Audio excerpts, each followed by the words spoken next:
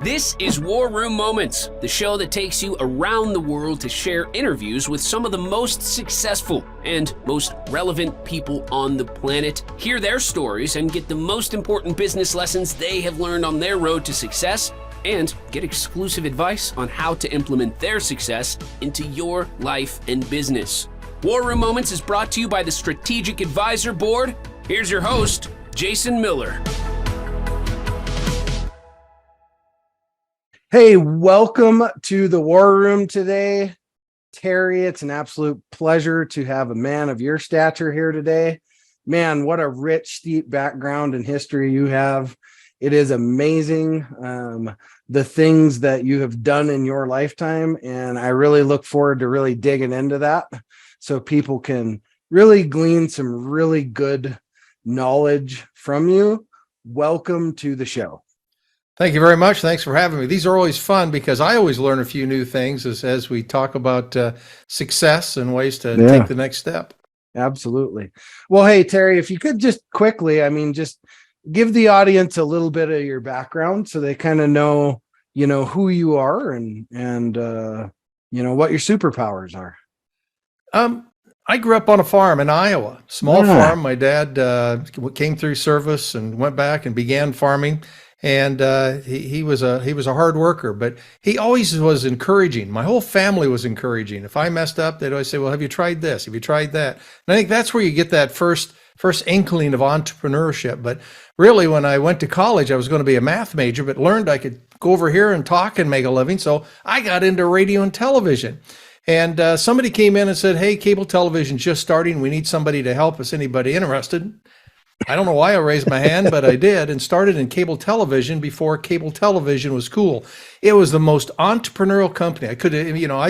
My dad said, hey, go out and get a job, work hard. When you turn 62, you're going to be happy. And I realized in that entrepreneurial first company, cable television, just getting started, that happiness actually happens on the way to success. So we were starting the MTVs and CNNs, helped with all of those and putting that all together, which was really, really fun. And about halfway through, about 4 or 5, 7 years into it, I helped promote my local town. They wanted to have a centennial, and they said, we need somebody to help promote. So I raised my hand, said, okay, I'll help. And we decided to adopt a celebrity as a publicity stunt. Just say, hey, we've never had anybody famous in 50 years. Let's adopt someone. Lo and behold, I got a call from the Johnny Carson show, and we went out and we were on Johnny Carson, 20 million people, and all of a sudden, my career took off. Well, I worked my way up through the cable company. I also learned in that being in a big New York Stock Exchange company ultimately is that equity is very important. So getting stock options rather than cash and being part of success in a company is pretty big. But at age 40, we cashed out. Somebody came in and tried to take a run at our stock. And all of a sudden, I'm thinking, wait a minute, my dad said I'd be working until I'm 62 and then I'd be happy. And right now I've got all the money I needed. I traveled the world. What the heck do I do now? So I decided to do what I knew about, and that was television production. So I started my own company. And for 10 years, we did the free HBO previews. You'd turn on your TV and say, hey, Marge, they're showing free HBO. And so, I'd be on right after that movie and say, if you thought about this, if you like this, go ahead and call us now. And all of a sudden, I'm doing work for the Comcast and the Cox Communications, Time Warner. We did all the Bo Holyfield fights, getting people to sign up for the pay-per-view Bo Holyfield fights. And that was really fun. Probably the most money I made in any of the careers. But at age 50, I realized I'm missing time with my kids, and I want to be home more. I want to get off the road. So at age 50, it happens. Midlife crisis. I decided to try something new and maybe give back to the community. And I got a call from an ex-governor who said, hey, they're going to close the zoo. The city's giving up the zoo. Would you be interested in running a zoo? Remember, I said I was back on a farm with that. What could be different feeding a giraffe than feeding a cow? So I volunteered. They were losing $600,000. And there's a basic blocking and tackling of business. We turned the business around, had some really fun, creative ideas in doing that. And lo and behold, we raised about $15 million in endowment. It'll be around forever now with that endowment. And even through COVID and everything else, it's the second largest cultural attraction in the state. Then I got a call from another governor who said, the current governor who said, hey, our lottery director's retiring. You're a promoter. You can kind of tell I like to talk. I like to promote. I like to sell. And they said, would you be interested in running the lottery? Holy smokes. $3 million I was doing in the nonprofit to a $350 million venture. And we took that from about $58 million in profits to about $93 million in profit in the 10 years that I was there. But in the middle, I had kind of a life-changing event. An internal gentleman, one of our contractors, stole from the lottery and created the largest lottery fraud in history. And so all of a sudden I had to become serious and help put a guy in prison for up to 25 years for fraud. It's the largest lottery fraud in U.S. history. So today I'm retired and I travel the world talking about ethics, fraud, and innovation, one of those three topics. And it's just the perfect retirement job because I travel the world. They write me a check. They pay for my travel. Then I get to look around for the week wherever I'm at around the world to find out life. So that's my story from A to Z. Yeah, that's amazing. So it's funny because you can always make a connection pretty quickly with somebody that maybe either grew up like you. I grew up as a farm kid in Montana. So, I know that life and I grew up that way myself and then joined the military and carried that family tradition on and all those things. But, so besides your father being a farmer, right? I consider that very entrepreneurial. Besides that, were there any other entrepreneurs in your family, or was it just pretty much your dad? I think pretty much my dad is a farmer. If something breaks down, you got to figure out how to fix it, right? If you're having a bad winter or weather, you got to figure out how to turn that back around. And I really, working for someone else, as long as I could promote, I was using their money. I didn't really feel the entrepreneurial spirit until we sold the company. And then I went out on my own. And then I realized, holy smokes, I need insurance. I need a lawyer, all these things that I got for free. It seemed like when I was working for the company. Now I had to learn how to do that. So I surrounded myself with people. I'm not a real detailed person. I love to figure out what do I need to do today, and I'm going to get it done. Where I would get people strategic planning around, or a lawyer and an accountant. First as an advisor until I started making great money, and then to actually put them on so that I had the things that I didn't do well complemented with what I do. And that's why in today's society, people talk about diversity. Mine is, you really need diversity. We're selling to a global economy now. So you want as many different minds. If everybody around the table, I always talk this in brainstorming, if everybody around the table looks like you're not going to get the best idea. You're going to get a good idea for a very small segment of the population. So you need to get everybody's idea together, and then together prioritize those ideas in a two-step process to figure out how to grow and keep growing within your business. Yeah. There's some really good points for the audience if you didn't catch some of those points, for sure. But let's back up. Let's back up way, way back in the story here, because your father being an entrepreneur, how did that affect your decisions, right? As you kind of grew up, and were you the kid were you the kid with the lemonade stand and all those different things, selling pieces of gum at school? And I was, so that was totally me. Well, in the farm community, you actually become entrepreneurial by deciding to have a 4-H calf. So you're learning, how much feed, how much it costs for feed. Those are part of the projects in 4-H to write everything down. But throughout all of that, the thing I learned from a management standpoint is my dad was always encouraging. If something, for example, my uncle, he gave me a sheep and it turned to winter, and a little lamb, and I didn't want to walk down there in the cold to feed it. So I said, Dad, can we put together a pipe so we can do it from up the house down to feed it, so I don't have to go out in the cold? And instead of saying, come on, that's the stupidest idea, he'd say, well, why don't you call your Uncle Short? He's a plumber. And I could see him kind of chuckle in the background. But he encouraged me to make the call, to try that sort of thing and to realize I'm going to fail now and then. But it was always the encouragement. Well, next time you do it, think about this and think about that. And I try to take that in my management style of always encouraging people to try. The other thing that he taught me, because he came up and he was in the Depression, he lost all of his money and when he was in high school in Depression, and then coming through the war, not having any money when he came through to begin his farming, is to not just bet the farm on everything. So, the younger I was, the more crazy I was in trying and risking new things. But as I got married and as I had kids, I realized I wanted to take calculated risks. And what that means is every time I had success, I always tried to put aside 10% or so. I usually use that term, 10%, to try my next crazy idea, to try to find my next success. I never bet 100% of it. I think I also got that from my dad, because you think about gamblers. When you go in and gamble, and since I ran the lottery, I did a lot of the psychology questions of what gets people hooked too much. And you'll see people at a craps table that you take $100 in. When the $100 is gone, you should walk away, or whatever your budget is, whatever you think you could lose, and call it entertainment money. But too many people have a few drinks. You take $100 out. I lost it, but I know I can win it back. I know I can. So you get another $100 out, another $100 out.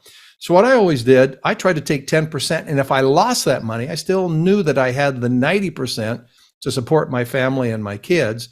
But that 10%, if I could turn it around, double the money, triple the money, then I took the next 10%. And I'm always trying to keep some money aside, that when I see something that says, this looks kind of fun, I can do it and have no worries. I can sleep at night, because I use it as my entertainment, or my, research and development, most companies call it. It's my R&D money personally, to try something new and keep that. Because once you've had success in the entrepreneurial world, it's like cocaine. You can't get rid of it. You want to do it again and again and again. And you realize change is so important, that you need change to grow. That you'll see in all in the colleges, the entrepreneurial curve, where it goes like this. When you come with that new idea, say you need 100 customers, you've done your research, so you get up to 80, 90, social media, I'm at 100.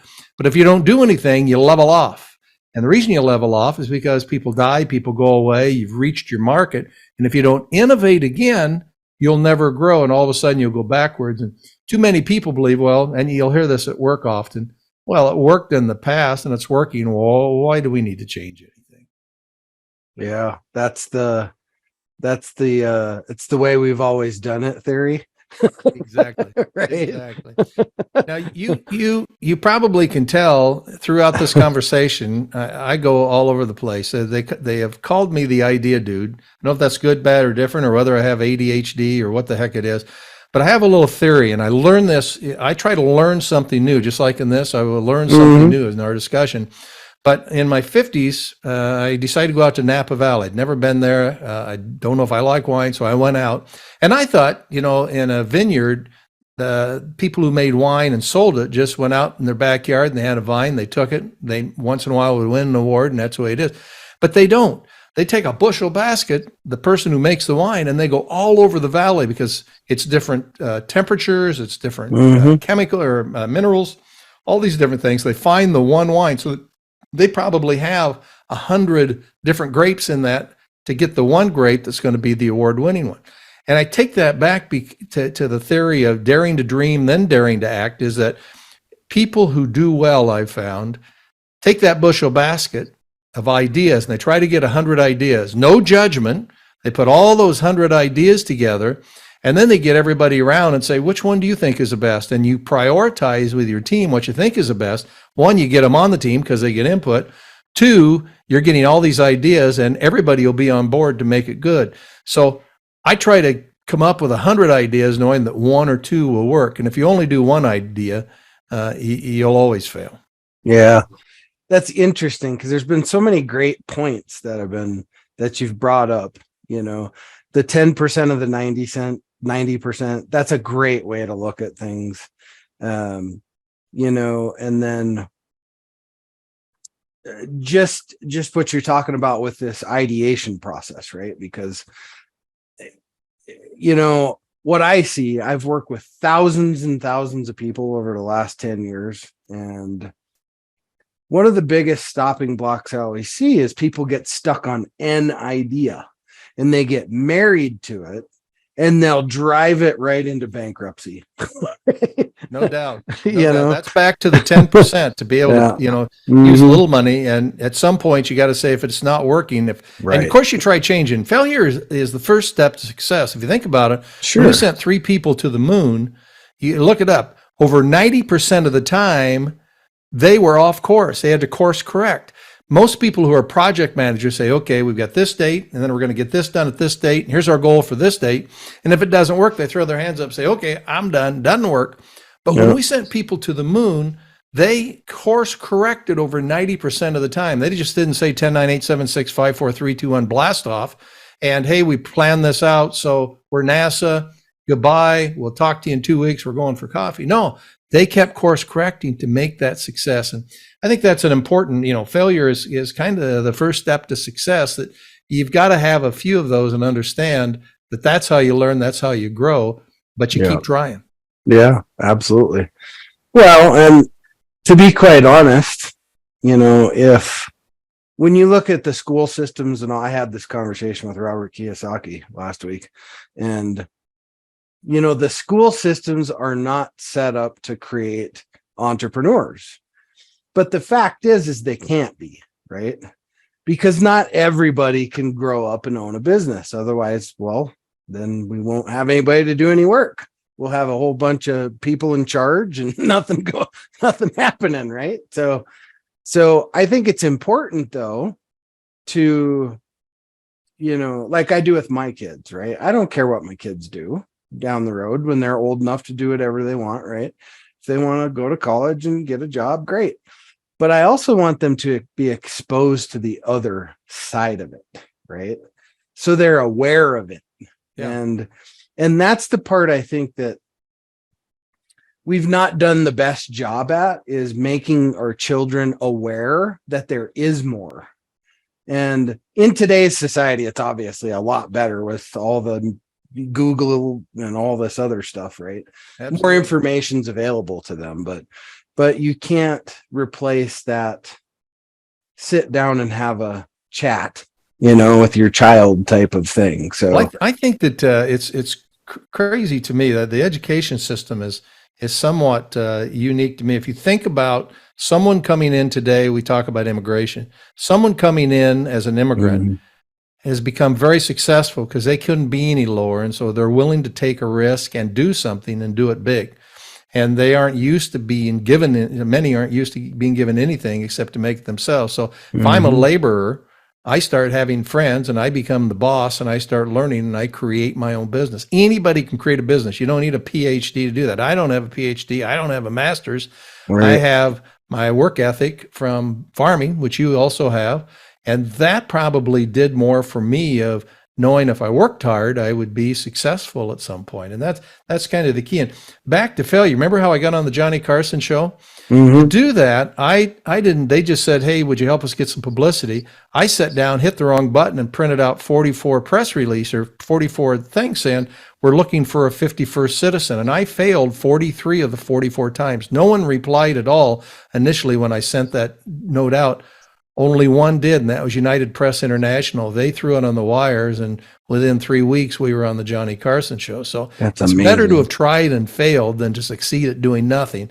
I saw that in state government, Arkansas state government. A lot of people just want to succeed at doing nothing because they want to keep their job and their retirement. So taking that shot is kind of a big one, but don't just, if don't just give up if it didn't work the first time and to figure out how it works, but to try to find something that no one else does, something that is passionate to you, and that could be a nonprofit or something else, something you want to make a difference in the world with. Try to do something that no one else has done, but usually you'll adapt something that someone else has done to just make it that much better. People who just sell ice cream, well, if it's a banana ice cream store, that might be the key to get more money and be your niche in that market. I mean, everybody did hamburgers, but look how many hamburgers we had that really make it: the McDonald's, the Wendy's, the Burger King, and all the others. Yeah, for sure. Yeah, it's all about just being, adaptable, creative, and try to find that little sliver in the market, right? That or like they always say in sales, find a problem, provided a solution, right? That's right. Exactly. So I mean, there's one other when you work for someone else that I think if somebody's working for someone and I think the key, someone asked me, well, how do you start a business right out of college or whatever?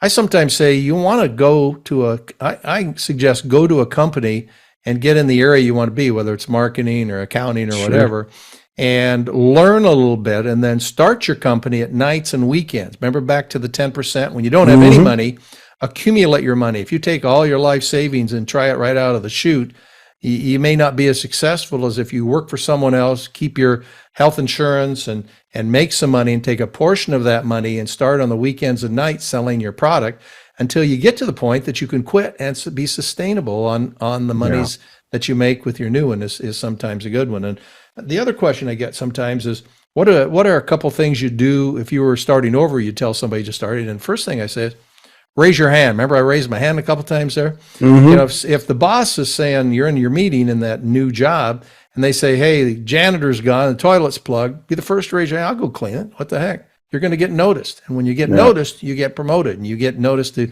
be able to do things, which is fun. And the other is trying to figure out how to relax. I did an event with Damon John, and here's the story. I remember we were talking about something. He was writing things down. I said, "Well, what are you doing?" He said, "Well, I've got a list of 5 things." Of course, he's on Shark Tank. He says, "I got a list of 5 things." And I said, "Oh, wow, you get that many $1 million ideas?" He says, "No."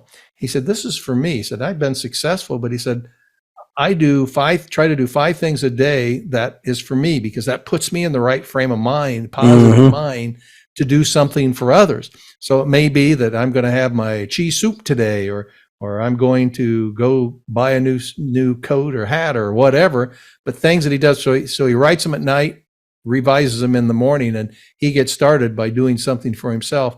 And that's how he relaxes and looks for things to do. And that's something I've not mastered yet, but those that, like you and I, who are very A-types, look for, is trying to find ways to relax. I wish I'd have learned that earlier in life. Yeah. I mean, you and I are always looking for the next dopamine hit. No doubt about it. Yeah, I know that one. That's for sure. It's like being in startup mode your entire life, really. That's really what I kind of compare it to. It's like every day you wake up and you're a startup. It's like, what's next that we can do that is just awesome, right? Well, I just look at all your books up above, or the things that you've done, and I'm always looking for that. I wonder if it'd be interesting to try that or to do that. Absolutely, that's just the way we're designed. I've got 2 documentary projects going on right now, that are completely different and unique. And I'm lucky enough that I did all of these jobs on my own time. So in other words, I never got fired. I always just say it's time to move on. But many people, as you look at ways, I'm one that I like to try a lot of different things. I want to try something I've never done before. And to tell you the truth, see all your books. I've got 2 books myself. I don't read books. I've never read books. Honestly, I've never even read them. Yeah. You and I, we should. I wrote them, but that doesn't mean I read them. Live. Maybe we are related. Who knows? Maybe we are. It's funny because somebody asked me once. They were like, "So what's that book about?" And I'm like, "Oh, I wrote that like 10 years ago. I don't remember what it was about." But it's back to education. We're taught, or you hear that, okay, all you got to do is, and some people adapt differently, and that's what makes us unique. That's what the diversity portion of. Sure. Henry Ford, I believe, who I heard had said this. He was on trial saying how stupid he was, and he looked up and said, "Look, I can pay any kid a nickel to go find out that answer in the library. Today, you can find out any answer in the Google." He said, "My job is to think up new ideas." Yeah. That's kind of where my personality is too. Mm-hmm. For sure. To my dad, he calls me, he goes, "Hey son, can you put something in the Googler for me?" He calls it the Googler. That's good. Oh man. Well, I got to tell you, there was a lot of lessons in that was a jam-packed like lesson fest right there. But for those hard-headed that didn't pick all that up, if you had a couple like mainstay things that you could share, right?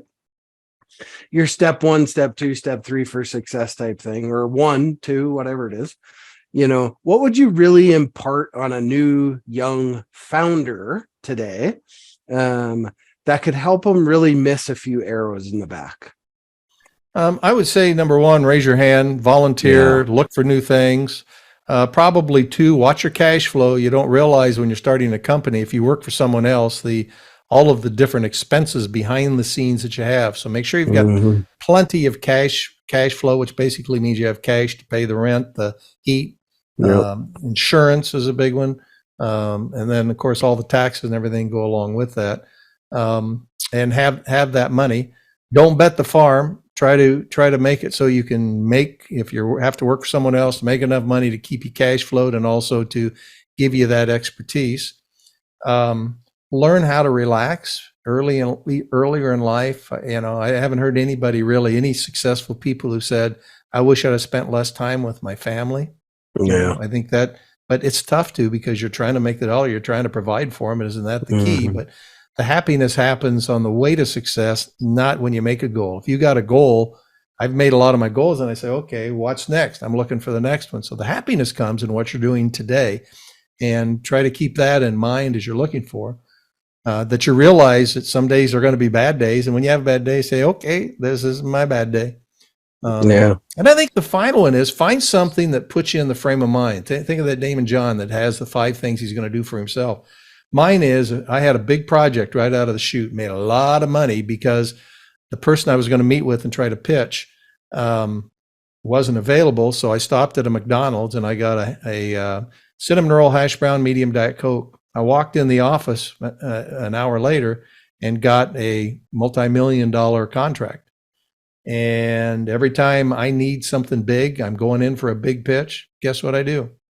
I have a cinnamon roll, hash brown, and medium Diet Coke. Awful breakfast for health.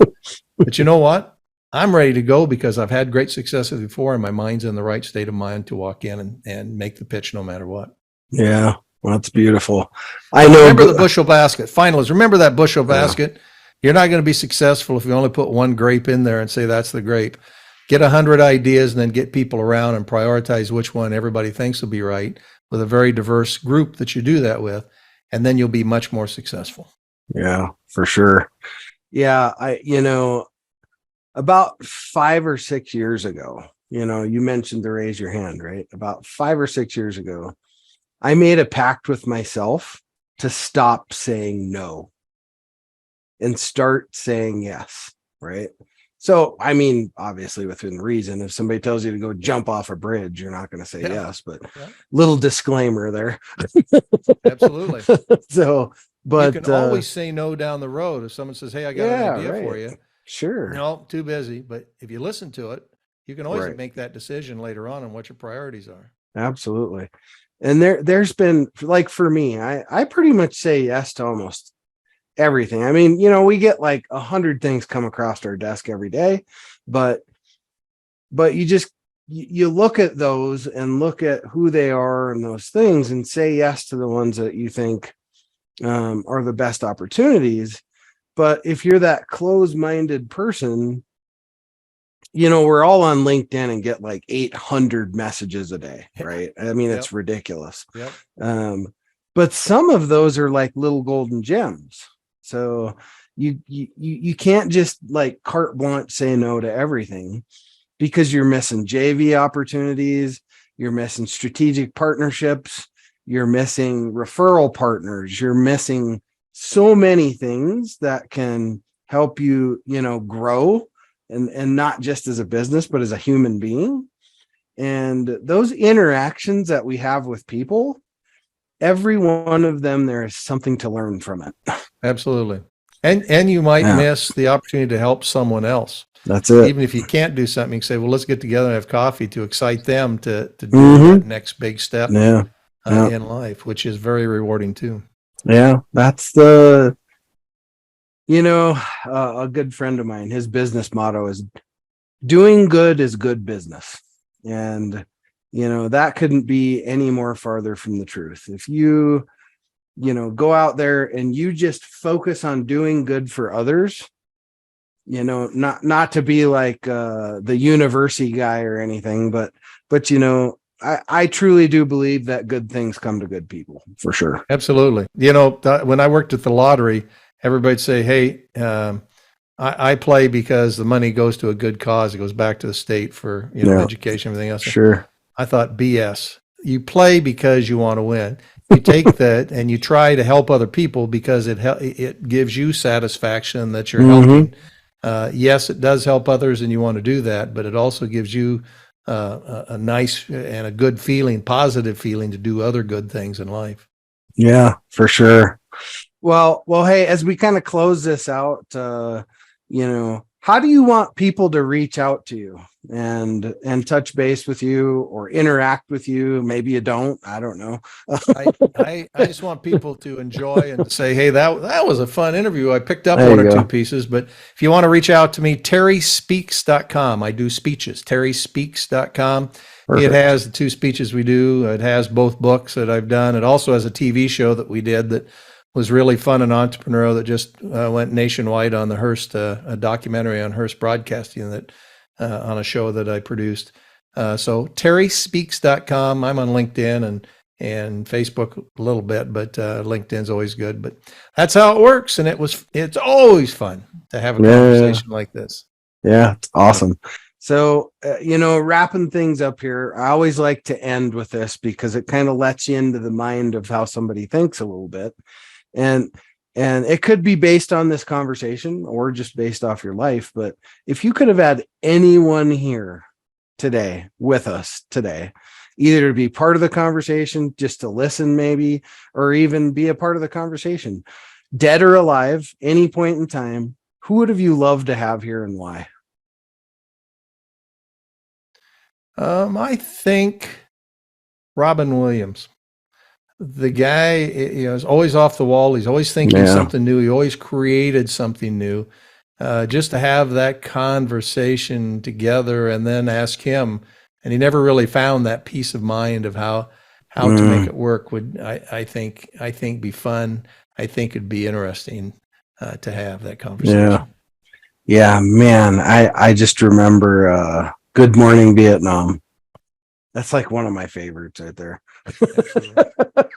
Yeah, the guy, and of course, he like Jonathan Winters would be good too. But everybody'd like to go back and talk to Dad one more time or Mom, and just have one more, or even further back. Grandparents who did go bankrupt, to have the conversations of what was it like, and to figure out how we are what we are would be a great thing to have too. Yeah, you bet. Hey, let's figure that out, because see, I already have my cemetery plot and my headstone, and I want at least a finger in there, because if they're ever going to bring people back, I want to come back. So I'm going to have DNA there. I'm going to have one eye open and a smile in my casket, so when you come by, I'm having fun. You have a piece of glass tube that just goes down to your face so people can look at you. That's a little creepy. Yeah, it is a little bit. Hey, there's the next trend right there. There's our next. Maybe we could sell those. There we go. Let's get that one patented. Holy smokes. We'll call it the Death Buddy. Oh, man. Well, hey, Terry, absolute pleasure having you on the show. It was a lot of fun. That was a ton of value. You brought a ton of value. I would say in the top 1% of people I've had on here. And it's refreshing to have people on the show and meet people that are willing to just open it up and just leave it all on the field for 30 minutes. Cause I don't always get that. And that's amazing. The day I knew Ted Turner, he was that way.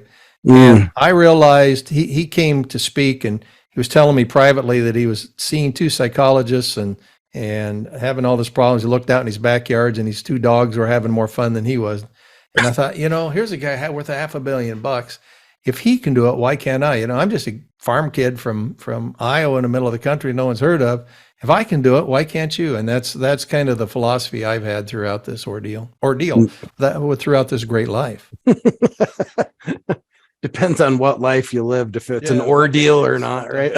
But everybody has problems. That's the other thing. When you have a bad day, say, well, Ted Turner had one too, so this must be mine. Okay, let's go figure out how to make it better. Yeah. I always tell my son when he's starting to have that bad morning, he's like, listen, boy, you control what's going to happen for the rest of your day. Nobody else. You do. Right.